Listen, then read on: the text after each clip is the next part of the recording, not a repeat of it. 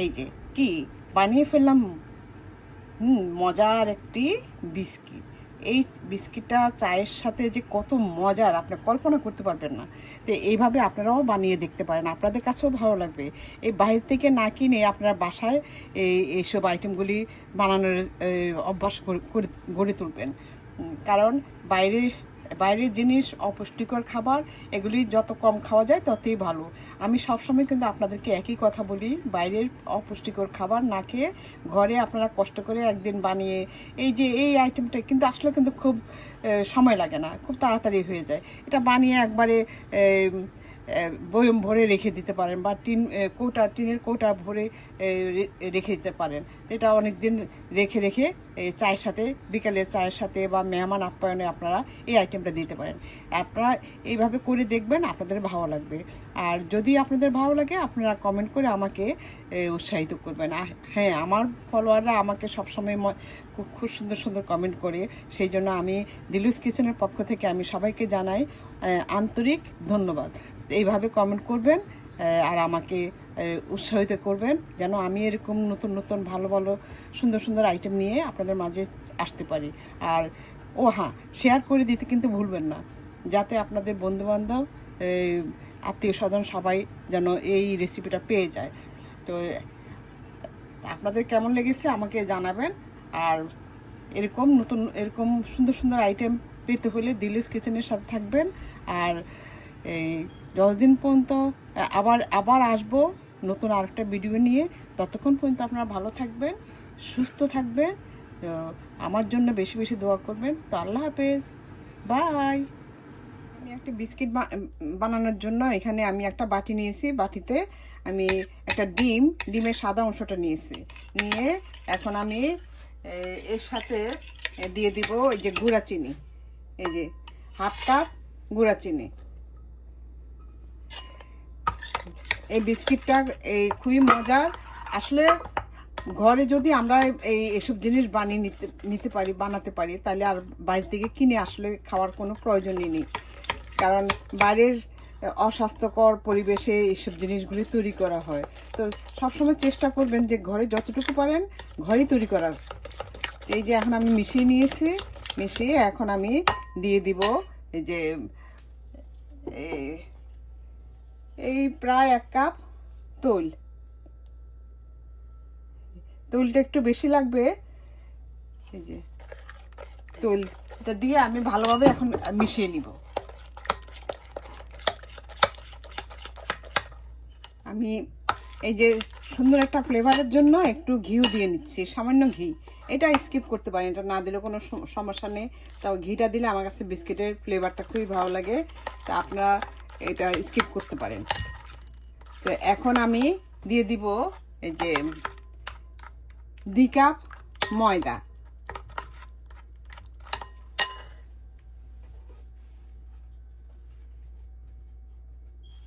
এই যে 2 কাপ ময়দা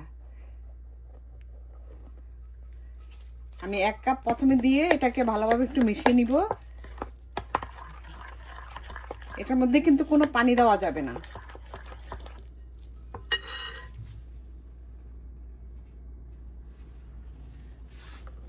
যে 2 কাপ ময়দা,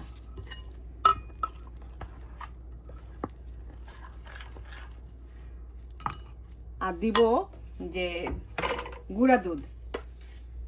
এই যে দেখুন 2 টেবিল চামচ গুঁড়া দুধটা দিলে এটা স্বাদ দ্বিগুণ বেড়ে যাবে।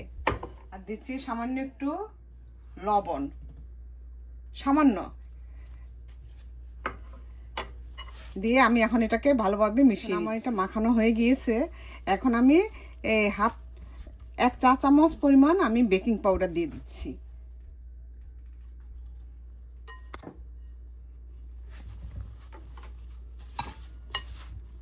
দিয়ে এখন ভালোভাবে মিশিয়ে তারপর এটাকে আমি কিছুক্ষণ এই 15-20 মিনিটের মতো আমি রেস্টে রেখে দিব। কিন্তু একটা কথা মনে রাখবেন, এখানে কোনো পানি বা দুধ কোনো কিছু দেওয়া যাবে না। এখন আমি কিছুক্ষণের জন্য রেস্টে রেখে দিচ্ছি। এই যে দেখুন আমার এই ইয়েটা দেখুন আপনারা, এই যে এইভাবে মুট করলে এই যে দেখুন এটা মুট হয়ে যাচ্ছে। তা আমি আবার 15 মিনিট পর আবার ফিরে আসবো। হয়ে গেছে আমার বিস্কিটের ডোটা। এই যে দেখুন, এটা মুট করলে সুন্দর এটা হয়ে যায়। আপনারা যদি মনে করেন যে এই ময়দা দেওয়ার পর এটা একটু ঝরঝরা হয়ে গেছে, আর একটু তেল দিয়ে নিতে পারেন। তারপর এই যে দেখুন, এরকম আমি এরকম একটা মল্ডের মধ্যে আমি করে নিচ্ছি। তো এই মল্ডের মধ্যে আমি একটু তেল মেখে এটাকে একটু করে নিচ্ছি, যাতে সহজে এটা এই বিস্কিটটা উঠে আসে। আপনারা যে কোনোভাবে করতে পারেন, এইভাবে হাত দিয়ে এই গোলাকার বা লম্বাটে শেপ যে কোনোভাবে করতে পারেন। তা আমি এই মল্ডের মধ্যেই করছি। এই যে দেখুন, এইভাবে আমি করে নিচ্ছি। এইভাবে করে এটা কিন্তু খুব পাতলা করা যাবে না। এই যে এভাবে করে তারপর আমি একটা যেটার মধ্যে করে আমি চুলায় করব, তো চুলায় দিব, আমি সেটার মধ্যে নিয়ে নিচ্ছি। আমি এরকম একটা স্টিলের ট্রের মধ্যে আমি এই চুলায় দিব।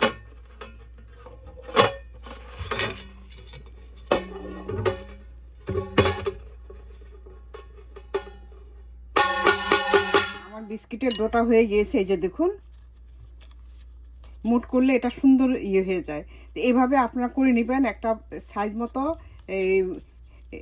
মানে যতটুকু পরিমাণ যতটা বড় করবেন ততটুকু পরিমাণ বড় করে আপনারা করে নিতে পারেন। এইভাবে করতে পারেন। এই যে এরকম গোল শেপও করতে পারেন।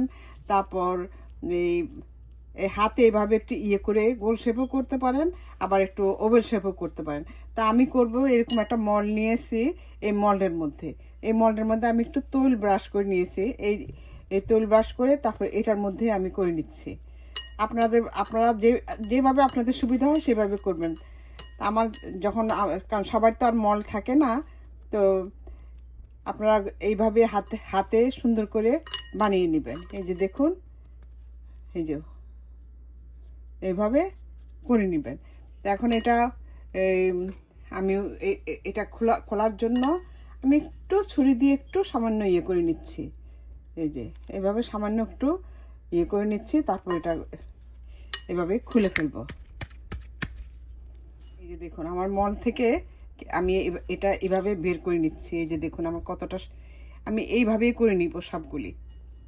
আমি আপনাদের সুবিধার জন্য আরেকটা দেখিয়ে দিচ্ছি। আমি আরেকটা করে নিচ্ছি এভাবে হাত দিয়ে করে। এই যে দেখুন, হয়ে গেল আমার আরেকটা বিস্কিট।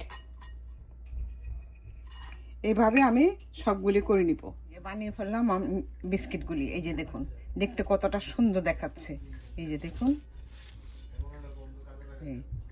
এখন আমি এই যে একটা ডিমের কুসুম রেখেছিলাম, সাদা অংশটা এই বিস্কিটের মধ্যে দিয়েছি আর কুসুমটা রেখে দিয়েছিলাম।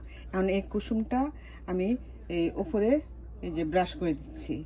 এই যে এগুলি এইভাবে ব্রাশ করে দিব, তাহলে দেখতে খুবই সুন্দর দেখা যাবে। আর মানে দেখতে খুবই সুন্দর লাগবে, আর খেতেও ভালো লাগবে। যে এইভাবে উপরে ডিমের কুসুমটা দিয়ে তারপরে এই যে আমি কিছু বাদাম কুচি করে রেখেছিলাম, এই বাদাম কুচিটা দিয়ে দিচ্ছি। এইভাবে বাদাম কুচিগুলি দিয়ে দিব।